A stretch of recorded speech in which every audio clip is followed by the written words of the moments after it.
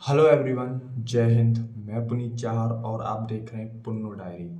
तो भाई लोग, आज की इस वीडियो में मैं बताऊंगा कि आप अपनी टाइम टेबल की डायरी कैसे बनाते हैं। तो भाई वीडियो में शुरू से लेकर एंड तक बनी रहिएगा और एक एक पॉइंट को देखिएगा।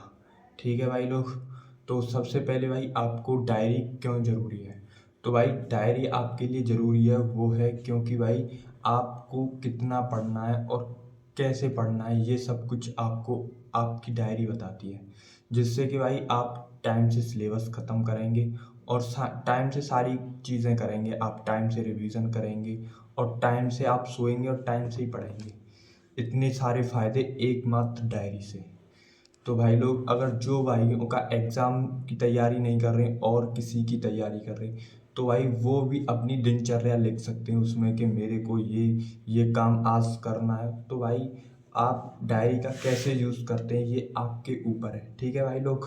तो भाई सबसे पहले मैं चलता हूँ, आपको डायरी में बताता हूँ कि कैसे कैसे हम डायरी को यूज़ करते हैं। तो भाई मैं आ चुका हूँ अपनी डायरी पर। सबसे पहले आपको क्या करना होगा, जिस एग्ज़ाम की आप तैयारी कर रहे हैं उसका सिलेबस लिखना होगा। तो भाई ये यूपी ट्रिपल एससी का सिलेबस है और ये लोअर पीसीएस का है। ठीक है भाई, तो ये सिलेबस है। ठीक है, जैसे आप एसएससी की तैयारी कर रहे हैं, आपके कौन कौन से सब्जेक्ट हैं, पहले सब्जेक्ट लिखिए, फिर लिखिए कि ये कितने कितने नंबर के आते हैं और फिर लिखिए चैप्टर वाइज कि ये चैप्टर आते हैं। तो भाई मेरे को पता है कौन कौन से चैप्टर हैं इसमें। तो भाई ये सब्जेक्ट है मेरे को ये सब्जेक्ट पढ़नी है। और भाई मेरे को ये भी पता है कि मेरे को सबसे पहले ये सब्जेक्ट ख़त्म करनी है, क्योंकि 20 नंबर की सब्जेक्ट है और ये 15 नंबर की है, ये ख़त्म करनी है। 10 नंबर की, 10 नंबर की, 10। क्योंकि भाई पहले बड़े बड़े नंबर बनाइए, फिर इन छोटे छोटे नंबर के लिए पढ़ेंगे। पढ़ना सबके लिए है। ठीक है, तो भाई अब इससे पता चलेगा कि मेरे को कौन कौन सी सब्जेक्ट पढ़नी है। तो भाई सबसे पहले देखो, हम पढ़ेंगे। अब आप कहेंगे कि चलो हमने सिलेबस लिख लिया, अब क्या करेंगे? तो भाई पहले सब सब्जेक्ट को का टाइम दीजिए कि कौन कौन सी सब्जेक्ट आपकी सब एग्ज़ाम के लिए कॉमन है। तो भाई एक तो कॉमन है, ये मैथ है, रीजनिंग है और भाई हिंदी है। ये सभी एग्ज़ाम में कॉमन है। और भाई फिर रह जाती है जीएस आ जाती है। ठीक है, तो यूपी एग्ज़ाम के लिए यूपी जीके अलग से पढ़नी पड़ेगी, तो इसे यूपी जीके। अब हमने ये 4 सब्जेक्ट डेली पढ़ेंगे। अभी एक कंप्यूटर है तो इसे भी कर लेंगे। अब ये 5 हो गई। सभी सब्जेक्ट की अगर क्लास ले रहे हैं अपने हिसाब से, अगर आप दिन में 4 से 5 क्लास से ज़्यादा नहीं ले सकते, तो भाई हमने ये 5 सब्जेक्ट बना लिए हैं। और हमारे ले लेंगे हम जीके जीएस से। जीके जीएस में 4 सब्जेक्ट होती हैं, हिस्ट्री होती है, पॉलिटी होती है, इकोनॉमिक्स होती है और जियोग्राफी होती है। इनसे एक एक सब्जेक्ट पढ़ लेंगे। तो भाई हम टाइम टेबल बनाते हैं। तो देखो भाई, यहाँ पर टाइम टेबल बनाएंगे हम, कैसे लिखेंगे। अब नेक्स्ट यहीं से टाइम टेबल लिख लीजिए। तो भाई पहले हम हिंदी पढ़ेंगे। ठीक है, ये हिंदी हो गई। फिर लिखेंगे हम मैथ।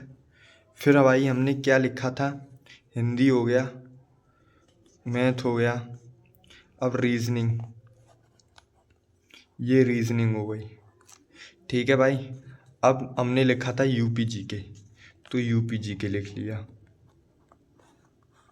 ठीक है, ये लिख लिया यूपी जीके। अब है कंप्यूटर, तो हमने कंप्यूटर लिख लिया। अब ये कितनी सब्जेक्ट हो गई, 1 2 3 4 5, 5 सब्जेक्ट हो गई। हमने कहा कि अभी हमारे पास नोट्स हैं यूपी उसके, जीके जीएस के, जीके जीएस के। तो भाई इसके हमारे पास नोट्स हैं। तो भाई अपने नोट्स से पहले हिस्ट्री ख़त्म करेंगे। जो भी आपकी सब्जेक्ट हो वो ख़त्म कर सकते हैं 4 में से। ठीक है, तो शुरुआत में तो आप ऐसे टाइम टेबल बनाना, फिर जैसे जैसे बढ़ता जाए तो बायोलॉजी ऐड कर लेना। फिर इसमें पर्यावरण भी है और साइंस एंड टेक भी है, तो आप सभी ऐड कर सकते हो, लेकिन पहले धीमे धीमे चढ़ना, एक साथ मत चढ़ना। अब ये हो गई। ठीक है, अब मान लीजिए हिंदी में मेरे को पढ़ना है सबसे पहले वर्णमाला, तो चैप्टर हो गया वर्णमाला। अब वर्णमाला को मैं कितने दिन में पढ़ूंगा? मान लीजिए आपने कोई बैच ले रखा है और उसमें 4 दिन की वर्णमाला है, तो पहला दिन लिखिए और ये 4 दिन में मेरे को कंप्लीट करनी है। वर्णमाला। इससे क्या होगा कि मैं डेली 4 दिन पढ़ूंगा और आपको पता भी चलेगा कि मैं कितना पढ़ रहा हूँ। अब मान लेते हैं इसमें हमारा चैप्टर चल रहा है नंबर सिस्टम। नंबर सिस्टम है मान लीजिए 18 डेज का, तो पहला दिन हो गया ये ऐसे, क्योंकि 18 दिन में कंप्लीट हो जाएगा। अगर आप डेली बिना डायरी के पढ़ोगे तो ये आपका 1 महीने में जाके कंप्लीट होगा, मान लीजिए हम बता रहे हैं। ऐसे ही रीजनिंग में मान लेते हैं हम डाइस पढ़ रहे हैं, डाइस कितने दिन में ख़त्म होगा, पहले जो आज का पहला दिन है और कितने दिन में कंप्लीट होता है वो पीछे लिख लेते हैं, जैसी भी आपकी इच्छा हो वैसे लिख लीजिए। जीके जीएस में हम यूपी जीके में लिख लेते हैं सामान्य परिचय,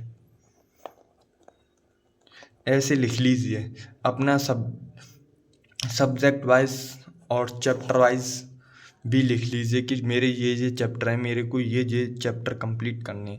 कंप्यूटर में भी लिख लीजिए, ऐसे हिस्ट्री में लिख लीजिए। ऐसे लिखोगे तो भाई आपका सिलेबस टाइम से ख़त्म होगा, और कहूँ तो टाइम से पहले ख़त्म हो जाएगा। फिर आपको ये लगेगी भाई मेरे को ये सब्जेक्ट ख़त्म करना है, ये भी ख़त्म करना है, फिर तो आप ख़त्म करने लग जाओगे। मैं आपको अपनी ही दिखाता हूँ जो मेरे पीछे से लिखा हुआ। अगर इसमें मैं अपने पुराने डेज दिखाऊँ ना, तो ये देखिए पुराने डेज लिखे हुए हैं मेरे इसमें, देखिए मान लीजिए ये हैं। तो देखो मैंने आधुनिक भारत हिस्ट्री, मतलब कि ये पुरानी है, पहले पढ़ रखी है। फिर मैंने लास्ट 30 डेज जो मेरा एग्ज़ाम था उसकी तैयारी कर रहा था, तो लास्ट 30 डेज थे। देखो मैंने कितनी चीज़ें पढ़ रखी हैं एक दिन में, 1 2 3 4 5 6 7 8 9 10, ये चीज़ें मैंने पढ़ रखी हैं। तो भाई ऐसे बनाओगे। देखो मैंने हिंदी ऐसे कंप्लीट कर रखी है। जियोग्राफी को मैं 9 दिन में ख़त्म कर देता हूँ पढ़ के। यूपी जीके, ऐसे यूपी जीके, वाद्य यंत्र, स्टैटिक जीके से इकोनॉमिक्स, बायोलॉजी और हिस्ट्री ऐसे ख़त्म हो जाती है भाई। ठीक है, अगर आपको फिर भी कोई डाउट हो तो भाई कमेंट बॉक्स में जाकर पूछ लेना बेझिझक। और भाई डायरी आपके जीवन में मोस्ट इम्पोर्टेंट है, तो भाई इसका यूज़ कीजिए। मैं तो फिर बोल रहा हूँ, आप डायरी का यूज़ करेंगे तो भाई आप बहुत आगे जाएंगे, ये मेरा एक्सपीरियंस बोलता है भाई। आप एक एक सिलेबस को कम से कम एग्ज़ाम टाइम तक 4-5 बार रिवीज़न कर लेंगे, तो भाई मैं इतना ही बोलूँगा। तो वीडियो अच्छी लगे तो वीडियो को लाइक कीजिएगा, चैनल को सब्सक्राइब कीजिएगा। फिर मिलते हैं नेक्स्ट ऐसी किसी वीडियो में, तब तक के लिए जय हिंद जय भारत।